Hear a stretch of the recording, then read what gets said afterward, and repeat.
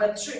ડભોઈની દશાલાડ વાડી ખાતે શ્રીમદ ભાગવત સપ્તાહનું આયોજન કરાયું, જે સંદર્ભે પોથી યાત્રા યોજાઈ। ડભોઈ દશાલાડ મહિલા પ્રગતિ મંડળ દ્વારા પરમ પૂજ્ય 108 શ્રી વાગીશ કુમાર મહોદયના આશીર્વાદ સાથે શ્રીમદ ભાગવત સપ્તાહનું આયોજન દશાલાડ વાડી ખાતે રાખવામાં આવ્યું, જેમાં 7 દિવસ વ્યાસપીઠ પરથી શ્રી જયદેવ પ્રસાદ શાસ્ત્રીજી કથાનું રસપાન કરાવવાના હોય ત્યારે ભવ્ય પોથી યાત્રા સાથે કથાનો પ્રારંભ થયો। વિવિધ મનોરથ સાથે કથાનું રસપાન અને શ્રવણ કરવાથી ભગવાન સાથે સાક્ષાત્કાર થાય છે।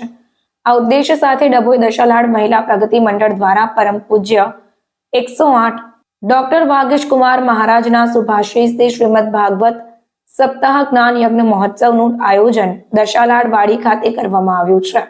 આ પ્રસંગે મુખ્ય મનોરથથી રંજનબેન ચોકસીના નિવાસ સ્થાનેથી પોથી યાત્રા નીકળી વેદવ્યાસને વિચારતી ક્રાંતિ એટલે શ્રીમદ ભાગવત અવધૂત પરિવારના યુવા કથાકાર જયદેવ પ્રસાદ શાસ્ત્રીજીના મધુર કંઠે કથાનું ભક્તોને રસપાન કરાવવાનો પ્રારંભ થયો। આ જ્ઞાન યજ્ઞ મહોત્સવ 7 દિવસ ચાલશે। વિવિધ મનોરથ સાથે ભક્તો કથાનું રસપાન કરીને ધન્યતા અનુભવશે।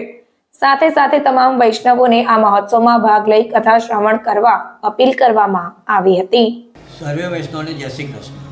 શ્રી ડભોઈ દશાલાડ મહિલા પ્રગતિ મંડળ દ્વારા શ્રીમદ ભાગવત જ્ઞાન યજ્ઞ સપ્તાહનું પૂજ્ય વાગીશ બાવાના આશીર્વાદથી સુંદર આયોજન કરવામાં આવ્યું છે અને વ્યાસપીઠ પર જયદેવ પ્રસાદ શાસ્ત્રીજી 7 દિવસ વિવિધ મનોરથો દ્વારા કથાનું રસપાન કરાવશે।